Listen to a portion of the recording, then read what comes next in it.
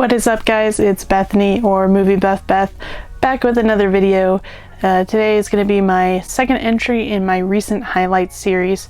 I did one of these a couple weeks ago. It's basically just a way for me to highlight some of my recent watches and talk about them a little more in depth than I could in my Everything I Watched videos. Just films that I think you guys should check out, releases that are really cool, stuff like that. They're not necessarily first time watches or anything, just films that I want to highlight and talk about with you guys a little bit more at length.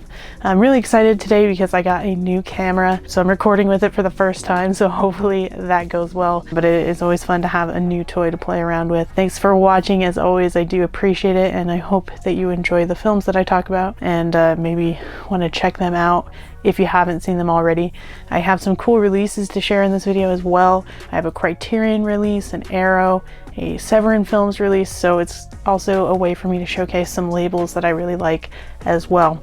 So we'll go ahead and dive right into my recent highlights for you guys. Now, this first film is a musical, which, you know, looking back on my film watching over the last several years, I would not expect that I'd be watching so many musicals.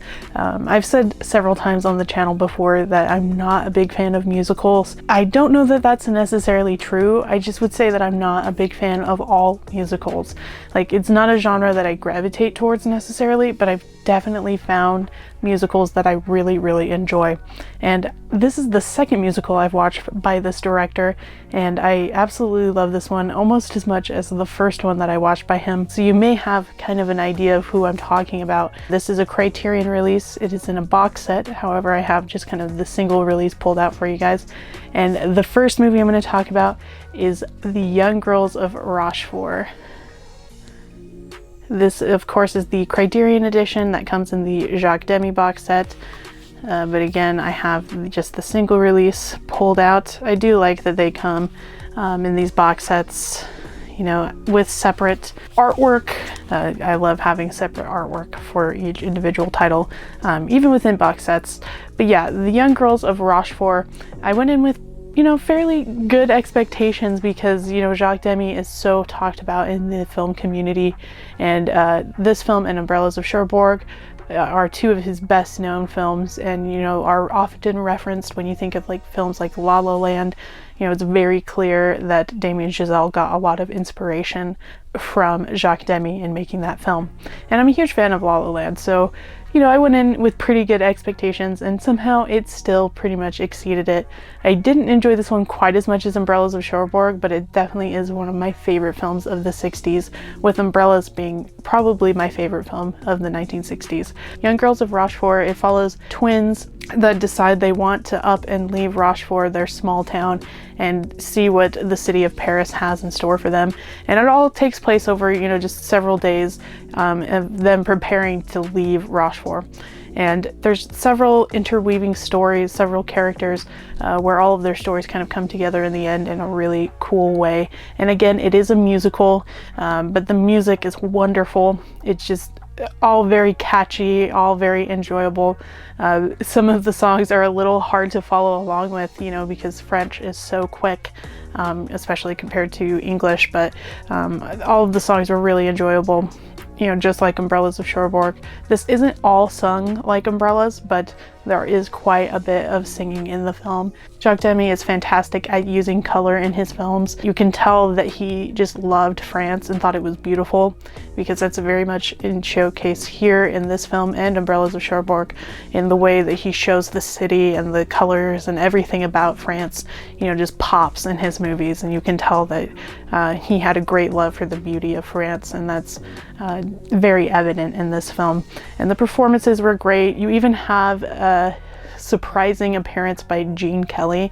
Neither Andrew or I knew that he was in the film, so that was really fun to see him in there. But yeah, I just really enjoyed this film. Very heartwarming, great stories that all interweave in a somewhat believable fashion. Again, just really did enjoy this. Definitely one I could see myself throwing on fairly often. And Jacques Demy, he's 2 for 2 for me so far. I really enjoyed his filmography, so absolutely recommend checking this film out. It's a 4 out of 5 for me. but possibly a 5 out of 5 on future viewings. We will see. But if you guys haven't picked up the Jacques Demy box set, I absolutely recommend doing it. So yeah, that's Young Girls of Rochefort. The next film I'm going to talk about is a foreign film that has been on my watch list for a very long time. Let's see, the director of this film, Asghar Farhadi. Probably said that wrong. You guys know I'm terrible at pronouncing things. But that is A Separation. Sorry, I'm new to holding the films up to the camera. But yeah, this film, it's been on my watch list for a really long time, and I finally gave it a watch. And this film definitely did not let me down. It is pretty much entirely dialogue. It's 100% dialogue. There's not a lot of action in this movie, but that's okay because it's just so fantastically written, and the performances are wonderful as well. Just top-notch performances, so you cannot complain at all about the fact that it is 100% dialogue. This film, I'll just go ahead and read what it's about on the back because I'm sometimes bad at describing it. But set in contemporary Iran, A Separation is a compelling drama about the dissolution of a marriage. Simon wants to leave Iran with her husband Nader and daughter Terme. Sorry guys, I'm terrible at this. Simon sues for divorce when Nader refuses to leave behind his Alzheimer's suffering father. Her request having failed, Simon returns to her parents' home, but Terme decides to stay with Nader. When Nader hires a young woman to assist with his father in his wife's absence, he hopes that his life will return to a normal state. However, when he discovers that his new maid has been lying to him, he realizes that there is more on the line than just his marriage. And yeah, I think that's kind of all you really need to know about this film going into it. You shouldn't know too much about the plot beyond what that gives you, because there's some really shocking turns in this film. It really makes you sit down and think about morality and kind of what you would do if you were in his situation. And one thing that I thought was really interesting about this film is that you can't really side with anyone. You know, everybody kind of has flaws, and you could kind of see, you know, each person being right or wrong. So it really makes you think again about like morality and what you would do if you were in this situation, because it's so hard to kind of pick a side, and you know, each character, you're really wondering if any of them are doing what's right in the given situation. So yeah, just a really interesting exploration of morality and just wonderful performances. Again, fantastic writing. After finishing this film, I looked at the other films in his filmography, and I'm absolutely going to check out more in the near future. But absolutely recommend checking out A Separation if you haven't seen it yet. Shifting gears a bit here, this is a film from 1985. I'd heard a lot about it over the years, and I finally gave it a watch myself, and that is The Peanut Butter Solution. This is put out by Severin Films. Great little release. They actually tout this as being one of their Severin Kids releases. But yeah, I've heard a lot about this movie over the years. And I'm finally giving it a watch for myself, and this did not let me down at all. Everything I love about the 80s is pretty much encapsulated in this film. Really wacky plot, over-the-top performances, awesome 80s music. I mean, there's just so much to like about this movie, and I really wish that I would have seen this when I was a kid, not because I didn't enjoy it as an adult, but I'd be really interested to know how I would have reacted to this film as a child. It says on the back, the kid flick that scarred a generation, now on Blu-ray for the first time ever in America. And yeah, I can definitely understand how this scarred a generation. It also says Nickelodeon by way of David Lynch, another pretty good description of the film. But yeah, this movie follows a kid who is just kind of walking around the neighborhood with his friend, and they see this kind of abandoned, old, creepy looking house, and of course, you know, being little kids, you know, young kids, they decide to climb up and go check out what's inside. And the main kid, he goes inside and he gets so scared that he loses all of his hair. And the doctor even tells him that he has experienced what is called a harem scarum. And he is then visited by these homeless people who give him the recipe for something that a solution that he can put on his head to make his hair grow back. And upon putting it on his head, his hair miraculously grows back, but then does not stop growing afterwards. So yeah, that that plot alone, I mean, how can you guys not want to check this out? I just had a heck of a lot of fun with this movie. Definitely one to check out if you like kind of wacky, made for kids movies from the 80s. I would really be interested to see what some of your kids think of a film like this, because I could see it being a little bit traumatizing, but also could be really enjoyable. I think I probably would have enjoyed this one as a kid had I seen it. But yeah, Peanut Butter Solution, really wacky, fun movie. And again, this is a great release from Severin Films if you guys are looking for something to pick up from them. So yeah, the Peanut Butter Solution. Next up, this is a film that I have seen before, but it has been several years, and it's directed by the great Sofia Coppola, and that is Lost in Translation. This of course stars Bill Murray and Scarlett Johansson. Again, it's been years since I've seen this movie. I do remember really enjoying it the first time I watched it, but it had just been so long. So decided to throw it on again. Every year on International Women's Day, I like to check out a film directed by a woman. I also watched Booksmart, which is one of my all-time favorite films, directed by Olivia Wilde. And then I asked Andrew which film he wanted to watch, and he picked this one. And I was very happy to oblige and check out this film that I remember really enjoying. And I also really enjoy a lot of Sofia Coppola's other films, so I was happy to go back and revisit this one. But I have to say, on rewatch, I enjoyed this even more than I did the first time. This is just so fantastically directed by Sofia Coppola, just absolutely incredible, and it's pretty early in her career. It's not her first film, but fairly early, and she's able to pull a performance out of Bill Murray that is just unbelievable. I've not seen him perform this well in anything else before. And Scarlett Johansson, this is a very early and young role for her. She's also very good, very understated and vulnerable here.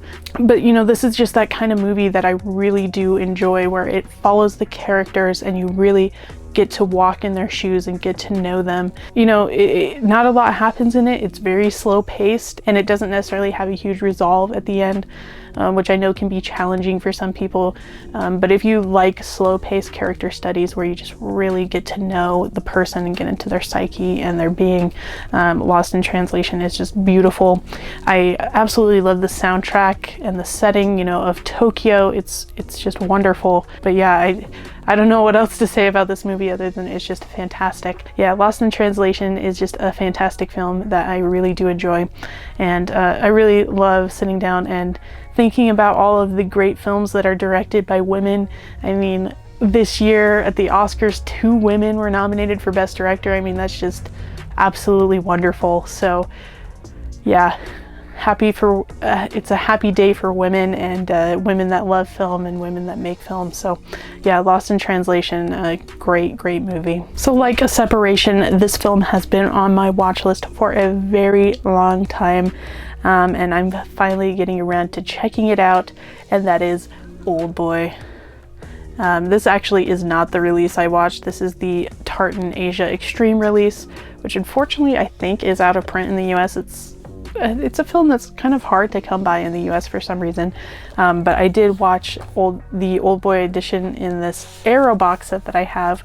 It's a little more difficult to display. It doesn't have artwork on the front necessarily. There's the spine there, but this does have like the whole Vengeance trilogy inside of it. I'm not a big fan of this packaging. I am grateful to have this release because I know it's kind of hard to come by, but yeah, I'm not a big fan of this packaging. I mean, you got like these 2 pieces that come apart, which I'm not a big fan of that, and then yeah, you've got like the separate little boxes for each disc, and they're kind of just these flimsy like digipacks that I'm not a huge fan of, and I don't love the way the discs stack in there. But yeah, that's besides the point. Oldboy, I don't know what has taken me so long to finally watch Oldboy. Let's go ahead and hold up this edition because it's easier. But I think that this is a film that I've just heard so much about over the years that you almost sometimes get nervous to knock some of these off your watch list because you're afraid that they won't live up to the expectations that you have for them. That is not the case with Oldboy. This film blew me away. Oh my god, this film was fantastic. Everything that I've heard about Oldboy over the years is absolutely true. This is a fantastic revenge film, probably the best one that I have ever seen. The performances are fantastic. The cinematography, it's mind-blowing. The colors and everything within it, just the whole package just wraps up together so perfectly. And yeah, I'm so happy to have finally watched Oldboy. If you guys, for some reason, like me, have not seen this film before, you absolutely need to check it out. It is disturbing, it is very violent, so if that's not necessarily your cup of tea, maybe don't watch this one, but if you do like revenge films and you don't mind some of the over-the-top gore and violence, Oldboy is definitely worth a watch. Some of the best performances I've ever seen in a revenge film. Oftentimes revenge films can be kind of surface level and don't go very deep into why the person wants revenge or why they're acting out the way that they are. That's not really the case with Oldboy. You really get deep into the psyche of our lead character, and you really understand why he is going out for this revenge. And I won't say too much about the plot because I don't want to give anything away, but wow, what a mind-blowing revenge film. So glad that I finally gave it a watch, and I'm looking forward to watching the other two films in the Vengeance trilogy. But just a fantastic film. This next film I talked about briefly in my recent haul video, but I wanted to bring it up again just because it's a fantastic film and it's a release I think you guys should definitely pick up from Warner Archive, and that is Pump Up the Volume. This, of course, stars Christian Slater. This is from, let's see what year, 1990, I do believe. Just a fantastic teen angst film, but one that kind of takes a more serious look at what it is to be a teenager and how challenging and difficult it can be when adults just don't believe in you and don't believe that you have anything important to say. I think we can all relate to that, you know, looking back at when we were younger and you did have important things to say and you did have, you know, issues with things that adults were doing around you, but they just didn't listen to them. And sometimes that had a great effect on your mental health. And I was really impressed with, you know, some of the ways that this story went and how willing it was to dig a little bit deeper into that issue as a teen and into the teen psyche. And Christian Slater is fantastic in this film. This is definitely a film that is worthy of being on the list of all-time great teen films. Just an absolutely wonderful film. And yeah, again, Christian Slater is so good in this. And this is a great release from Warner Archive. I don't know that it has any special features, but I'm just so happy that it is finally on Blu-ray and I was able to give it a watch. But Pump Up the Volume is a great teen film that you guys should definitely check out. In the last movie I'm going to talk about, this is a rewatch by one of my favorite directors of all time, Cameron Crowe, and that is Elizabethtown. This, of course, is the new release from Paramount Presents, and it's just a beautiful release. I've really enjoyed all of these releases from them. Sorry about the glare there. You got your poster art. I'll go ahead and show the back really quick. But yeah, directed by Cameron Crowe, starring Orlando Bloom and Kirsten Dunst. I haven't seen Orlando Bloom in quite a while, and actually same with Kirsten Dunst. Really love her. But this film, I saw it once several years ago, but I do remember it really having an impact on me. I had just recently watched Almost Famous years ago and wanted to watch more of Cameron Crowe's films, and this is one that I threw on, and I was really surprised that not as many people talk about this film when they talk about Cameron Crowe, because it's wonderful. This is definitely packaged as a romance film, and it certainly has a lot of romance elements, but I also think that there's a lot more to this film than that. Orlando Bloom, his character, we start out by seeing that he has just recently experienced this colossal failure at work. He designed a shoe that was not doing well, and basically lost tons of money for the company that he worked for, so he's fired from his job. And then unfortunately his father passes away, and this film follows him going back home and going to the town in which his father passed and preparing for the funeral.